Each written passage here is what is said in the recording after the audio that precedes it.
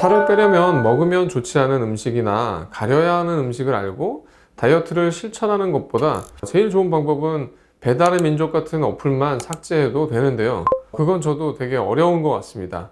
평소에 다이어트를 안 할 때는 닭가슴살이나 샐러드 같은 음식으로 식사를 잘 했었는데 다이어트를 하겠다고 마음 먹고 나서는 식단을 하려고 나면 다른 게 먹고 싶어지는 게 많게 됩니다. 시험 기간에 거실에 TV가 틀어져 있으면 평소에 재미없었던 드라마도 계속 재밌어지고 자꾸 보고 싶고 이러한 현상과 비슷한 것 같습니다. 다이어트를 할 때 초기 한 달 정도는 먹고 싶은 음식을 아예 극단적으로 끊어주는 것이 좋습니다. 그 뒤에 어느 정도의 궤도에 오르면 조금씩 먹어도 괜찮아지기도 하고 본인이 조절이 가능해지는 시기가 오거든요. 다이어트를 시작해서 한두 달만 딱 끊으면 좋은 음식들을 알려드리겠습니다. 첫째, 콜라 같은 단 음료와 과자와 같은 간식을 끊는 것이 좋습니다. 탄산음료 같은 달달한 음료를 의외로 끊기가 어려워하시는데 사실 달달한 것들만 끊어도 다이어트를 절반 이상 성공했다고 할 수 있습니다. 콜라와 액상 과당 음료를 손절하는 것만으로 해도 다이어트의 가성비를 올릴 수가 있습니다. 우리가 흔히 다이어트를 할 때 저탄수화물 다이어트를 하라고 합니다. 여기서 말하는 저탄수화물 다이어트는 단 것들을 먹지 말라는 것입니다. 탄수화물은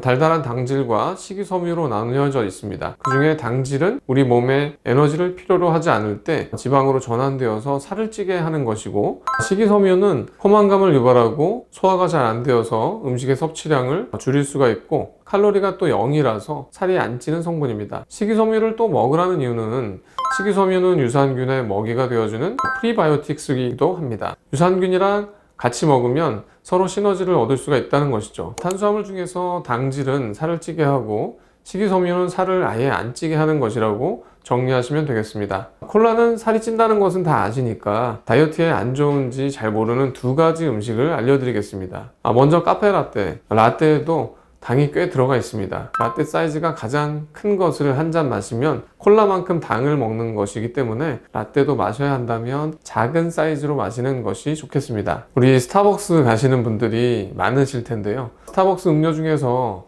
라떼랑 마키아토 당류 차이가 의외로 별로 안 나고 돌체 라떼가 당류가 압도적으로 많은 것으로 되어 있습니다. 돌체 라떼가 다이어트에는 안 좋은 것이죠. 다음은 과실 주스인데요. 당분이 높고 칼로리가 높아서 다이어트에 좋지 않은 음료입니다. 과일은 당이 높긴 해도 영양소와 식이섬유가 풍부해서 좋지만 과일 주스는 주스로 만들 때 과일의 영양소와 식이섬유가 제거되기 때문에 별로 좋지가 않습니다.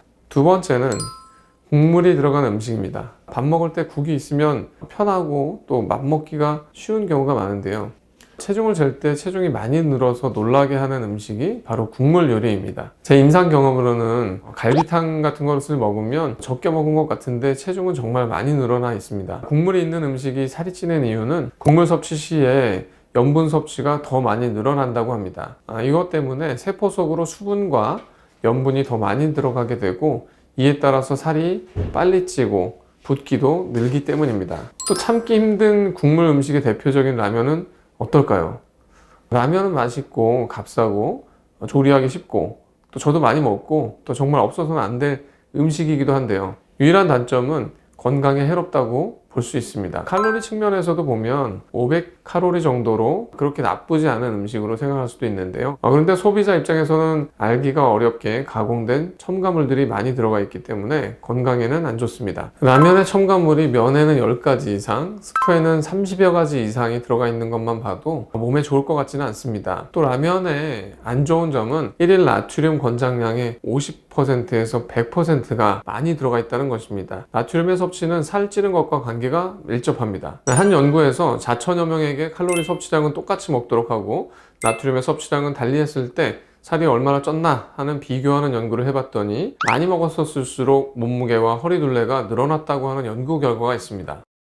세 번째는 면류입니다. 라면도 말씀드리긴 했는데요. 짜장면, 파스타, 칼국수와 같은 면들도 피해주는 것이 좋습니다. 혈당 지수가 높은 면을 먹으면 당이 빠르게 올라가고 지방으로 축적이 잘 되어 살로 갑니다. 서울대병원 리서치센터에서는 한국 대학생들을 대상으로 연구를 했는데요. 면을 한 달에 한 번 이하로 먹은 사람보다 한 달에 두세 번 먹은 사람이 고중성 지방, 혈증이 1.68배 정도 높았다고 합니다. 면을 한 달에 한두 번 먹는 것으로만 해도 혈액 내에 중성지방이 엄청나게 많아지는 것을 알 수 있습니다. 면 중에서는 소면, 중국 당면, 우동면, 칼로리가 어마어마하니까 이런 종류의 면은 피하시는 것이 좋습니다. 네 번째는 술입니다. 퇴근 후에 맥주 2잔만 마시면 안 되나? 뭐 이렇게 질문하시는 분들이 있는데요. 살이 찌는 이유는 술을 마시기 전에 먹은 음식과 술을 마시는 중에 먹은 음식들은 모두 다 살로 가기 쉽기 때문입니다. 알코올이 분해하는 과정에서 NAD 플러스를 사용해서 NADH가 되는 과정을 많이 거치게 되는데요.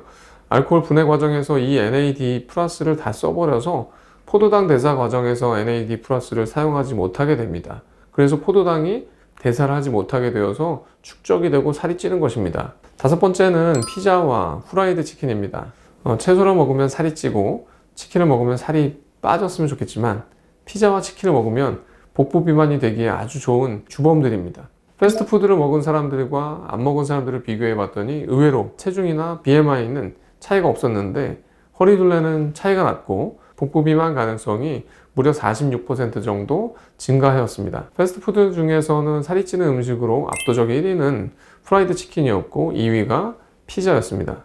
두 가지 음식은 다이어트 중에 안 먹는 것이 좋겠습니다. 여섯 번째는 떡볶이입니다. 떡볶이는 특히 여자분들이 남자분들보다 더 좋아하는 음식인 것 같습니다. 주변 친구들에게 물어보면 여중, 여고, 여대 나온 사람들 중에서 떡볶이를 안 좋아하는 사람은 없더라고요. 떡볶이는 살찌는 것을 다 섞어 놓은 것이라고 보시면 좋을 것 같습니다.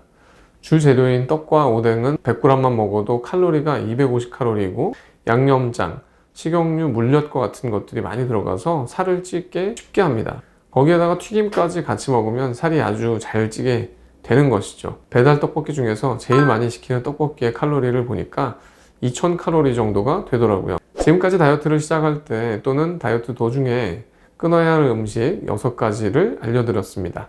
이런 음식들을 계속 먹지 말라는 게 아닙니다. 처음에는 어느 정도 기간만 딱 끊어주게 되면 나중에는 먹고 싶은 것이 줄어들어서 조절하기가 쉽거나 조금씩 먹어도 관리가 되는 수준에 가기 때문에 초기에만 끊으시면 됩니다. 그리고 달달한 음료와 간식만 끊으셔도 다이어트의 절반 이상의 성공이기 때문에 이것만은 끊으셨으면 합니다.